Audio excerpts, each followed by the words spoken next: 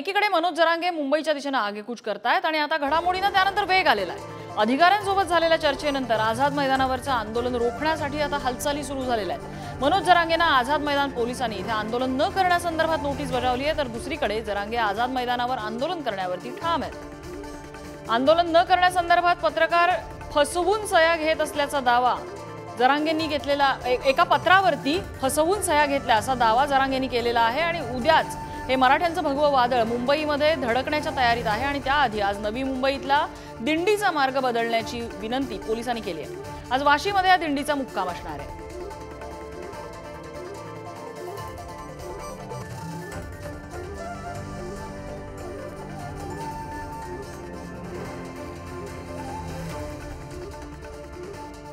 आणि आमचे प्रतिनिधी विक्रांत शिंदे आपल्या सोबत आहेत। विक्रांत, लोणावळ्यावरून निघालेलं हे भगवं वादळ कुठपर्यंत पोहोचलंय?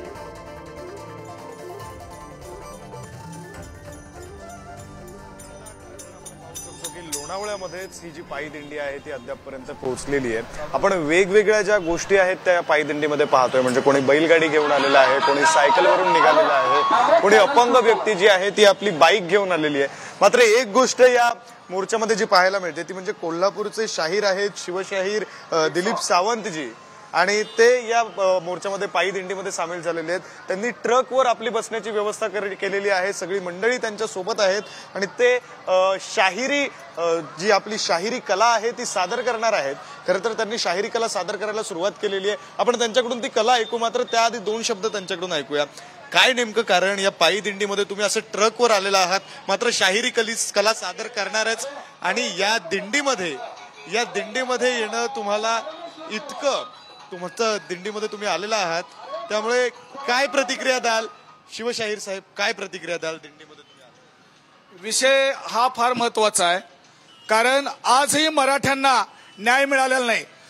जरांगे साहेब 15 वर्षे लढतात, तशाच पद्धतीनं हा लढा आम्ही शाहिरीचा डब तुंतरून मी आझाद मैदानावर 5 ते 6 वेळा जाऊ असं याच शाहिरीच्या माध्यमातून सरकारला इशारा दिलाय। सरकार कोणतंही असू दे, पण हे सर्व सरकार नालायक आणि फसवे आहेत, हे प्रत्येक वेळा गंडवतात।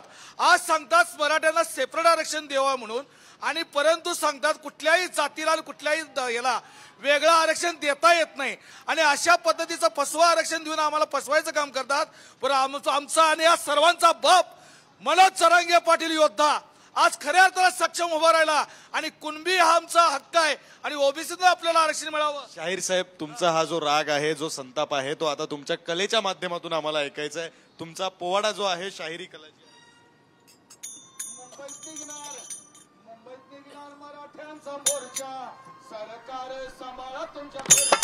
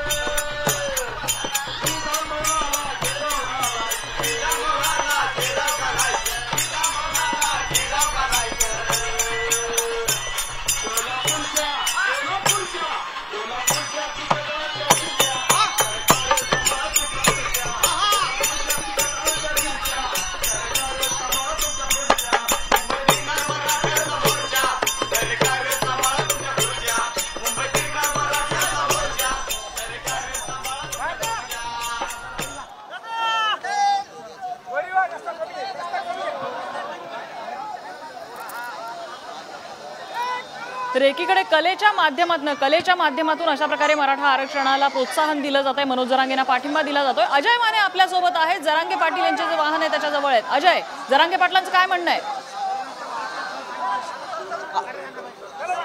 नम्रता, मी नक्कीच जरांगे पाटलांच्या वाहनासोबतच आहे।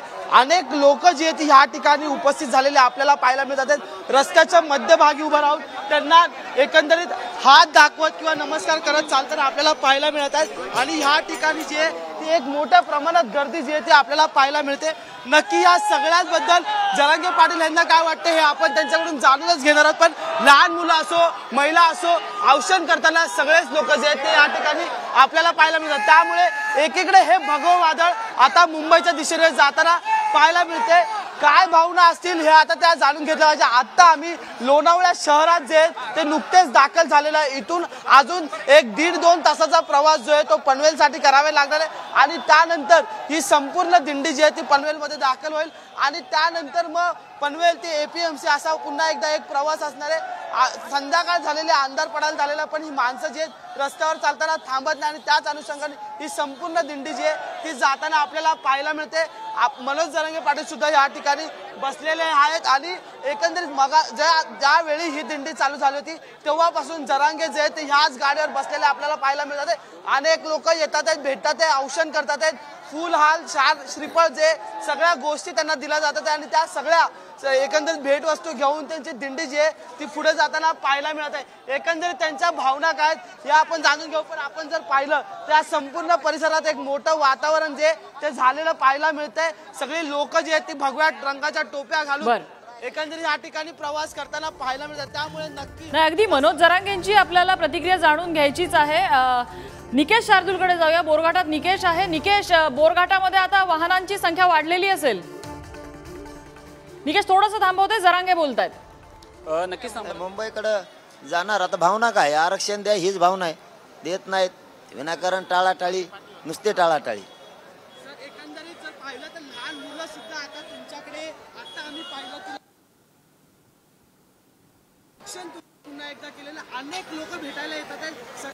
ज्या वेळेपासून ही गाडी निघाली तेव्हापासून तुम्ही या गाडीवर बसलेले आहेत, लोकांना भेटतात आहेत। या आधी कधी वाटलं तर का एवढा मोठा जनसमुदाय आपल्यासोबत चालेल? नाही, हे तर माझा एकट्याचा प्रश्न नाही, हे घराघरातल्या लेकराचा प्रश्न आहे। त्याच्यामुळं तुम्ही या संपूर्ण दिंडी दरम्यान वेळोवेळी सूचना देतात आहेत की शिस्तीचं पालन करा, स्वयंशिस्त जी आहे ती लांबून ठेवा। काय वाटतं कशी असावी स्वयंशिस्त? स्वयंशिस्तीचा मुद्दा तुम्ही वेळोवेळी मांडत आहात, कशी असावी स्वयंशिस्त? पुन्हा एकदा एक शेवटचा प्रश्न, स्वयंशिस्ताचं कसं असावं, पालन कसं केलं पाहिजे या संपूर्ण समुदाय? नाही, समाज शांत आहे, समाजाची काय अडचण नाही। मंत्री साहेबांनी त्यांच्या पोलीस बांधवांना सांगून आम्हाला कुठला त्रास होता कामा नये, हे फडणवीस साहेबांनी जबाबदारी घेऊन आमच्या लोकांना त्रास होता कामा नये। जर पाहिलं तर शिस्तीचा असेल तर आमचे संपूर्ण समाज जो आहे तो शिस्तीने चालतोय, पण पोलिसांनी त्यांना कुठलीही आडकाठी करून असा प्रश्न एकंदरीत जरांगे पाटील यांनी व्यक्त केलेला।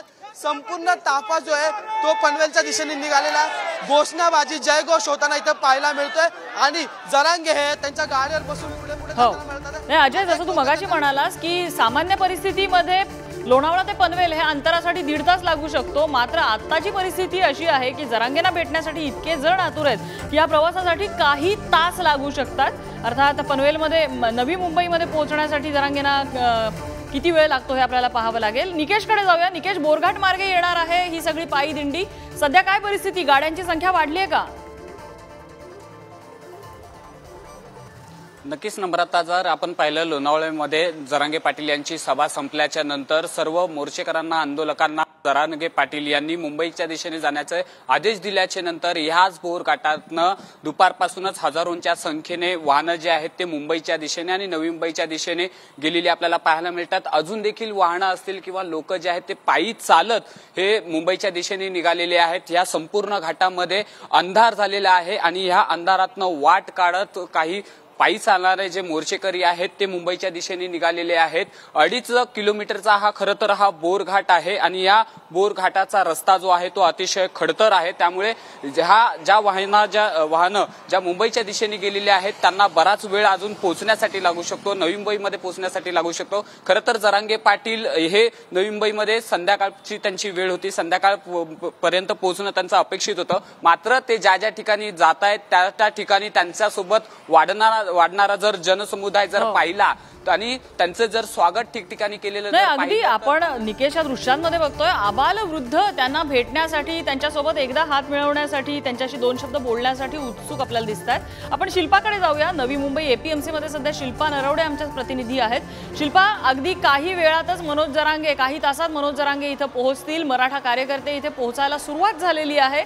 सध्या तिथे कसं वातावरण आहे?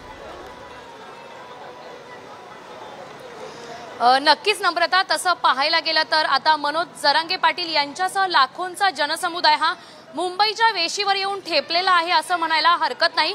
कारण नवी मुंबईतील एपीएमसी मार्केटमध्ये 10,000च्या वर मराठा बांधव हे दाखल झालेले आहेत. जोरदार घोषणाबाजी देखील इथे सुरू आहे. तसेच मनोज जरांगे पाटील यांची इथे माथाडी चौक आहे, तिथे सभा होणार आहे आणि या सभेच्या घटनास्थळी 10,000च्या वर मराठा बांधव दाखल आहेत. अजून मराठा बांधव येत आहे. किती रात्र झाली, वेळ लागला, रात्रीच्या 2 वाजू किंवा 3 वाजू, तोपर्यंत आम्ही मनोज जरांगेंची वाट पाहणार आणि त्यांच्या सभेला हजर राहणार अशी मराठा बांधवांची इच्छा आहे. त्यांनी भावना देखील व्यक्त केलेली आहे. शिल्पा, अपडेट्स घेत राहू. तुर्तास धन्यवाद या माहितीबद्दल. तर मनोज जरांगे पाटील लोणावळ्यामधून निघालेले आहेत, मात्र अजूनही लोणावळ्यातून बाहेर पडण्यासाठी त्यांना काही तास लागू शकतात. कारण लोणावळ्यामध्ये सुद्धा त्यांच्या भेटीसाठी जनसमुदाय उसळलेला आहे.